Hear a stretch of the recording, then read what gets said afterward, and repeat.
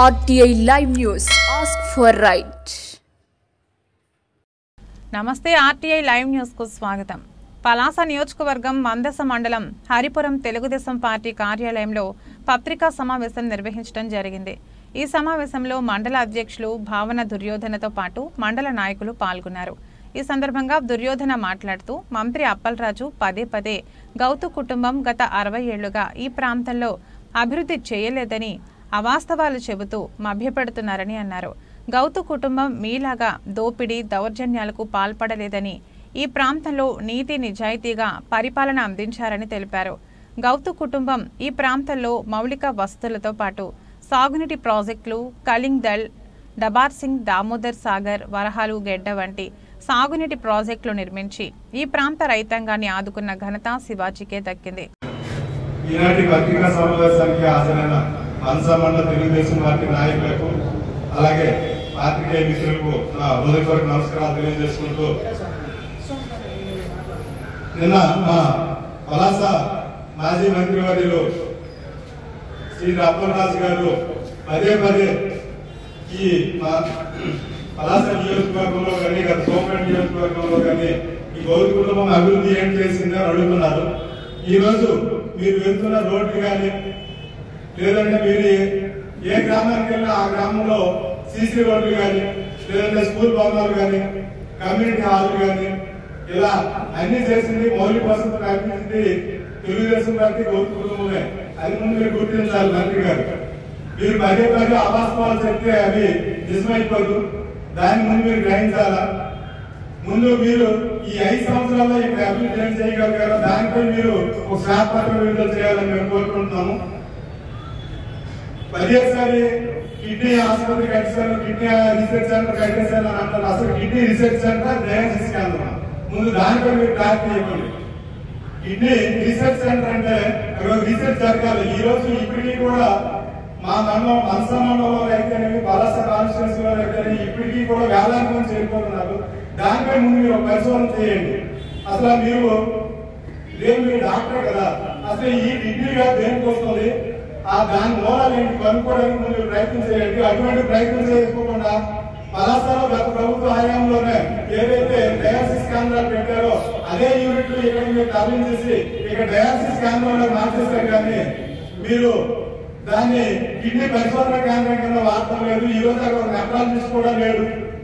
అక్కడ ఈరోజు ఎంతమంది డాక్టర్లు ఉన్నారో ఆ స్టాఫ్ ఉన్నారో వివరించండి. మేము కూడా అక్కడ హాస్పిటల్కి వచ్చి వాళ్ళ దగ్గర సెల్ఫీ దిగుతాం. ఈ రోజు ఉన్నారా అక్కడ స్టాఫ్ ఉన్నారా? కేవలం డయాలసిస్ కేంద్రాలే. ఆ రోజు తెలుగుదేశం పార్టీ హయాంలోనే అక్కడ ఇచ్చాపురం కానీ సోమపేట కానీ హరిపురం కానీ పలాస కానీ టెక్కర్ కానీ కిడ్నీ డయాలసిస్ కేంద్రాలు పెట్టింది తెలుగుదేశం పార్టీ ప్రభుత్వం. ఆ రోజు దానికి కృషి చేసింది గౌతు శ్యామసుందర్ శివాజీ గారు, అక్కడ అశోక్ నందాల్ అశోక్ గారు, అక్కడ అచ్చెన్నాయుడు గారు కృషి చేసి ఇక్కడ అన్ని డయాలసిస్ కేంద్రాలు పెట్టారు. పెట్టిన తర్వాతే ప్రతి ఒక్కరికి కూడా డయాలసిస్ చేసుకోవడానికి కూడా గతంలాగా వైజాగ్ శ్రీకాకుళం వెళ్లకుండా ఇక్కడ దగ్గరలో డయాలసిస్ చేసుకోవడం జరుగుతుంది. అది కాకుండా మీరైతే పదే మాయ మాటలు చెప్పేస్తే ఇక్కడ ఎవరైనా నమ్మేయడానికి ఇక్కడ అంతా నమ్మశక్యంగా లేదండి. అలాగే గతంలో ఈ ప్రాంతంలోన 700 కోట్లతో మంచినీటి పథకాన్ని ఆ రోజు చంద్రబాబు నాయుడు గారు ఎల్ఎన్టీ కంపెనీకి ఇస్తే అది మార్చారు అంతే.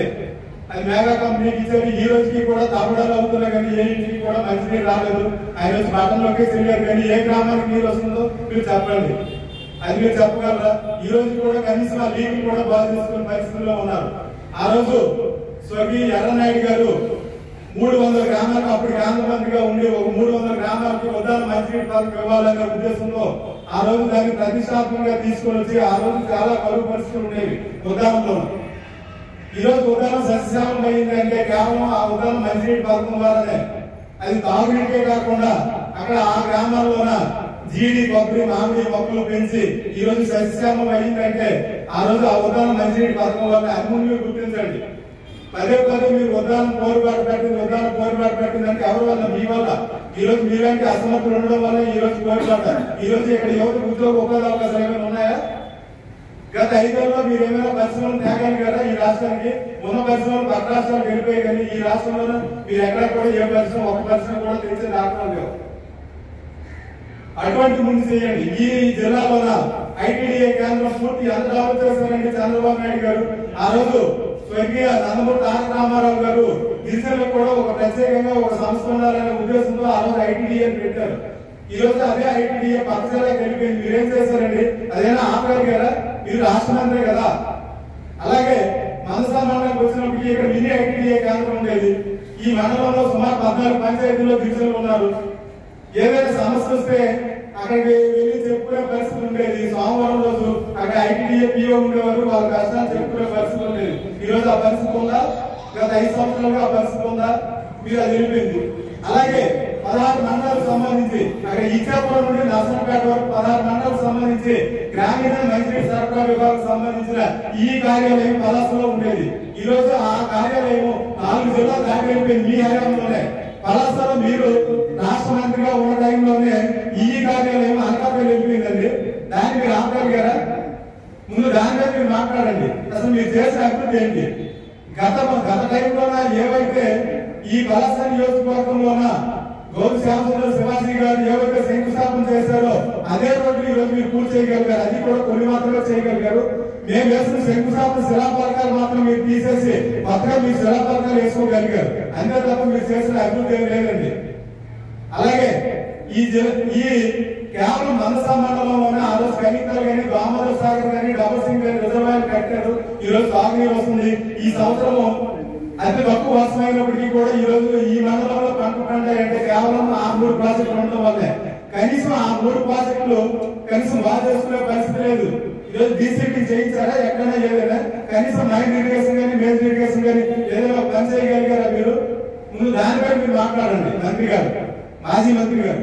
అలాగే దామోదర్ సాగర్ కుడి కాలువ ఆ రోజే చేస్తున్నప్పుడు అక్కడ ప్రమాదవశాత్తు ఒక ఇన్సిడెంట్ జరిగి ఒక ముగ్గురు చనిపోయిన తర్వాత, రైతులు చనిపోయిన తర్వాత ఆ రోజు అక్కడ ఆగింది.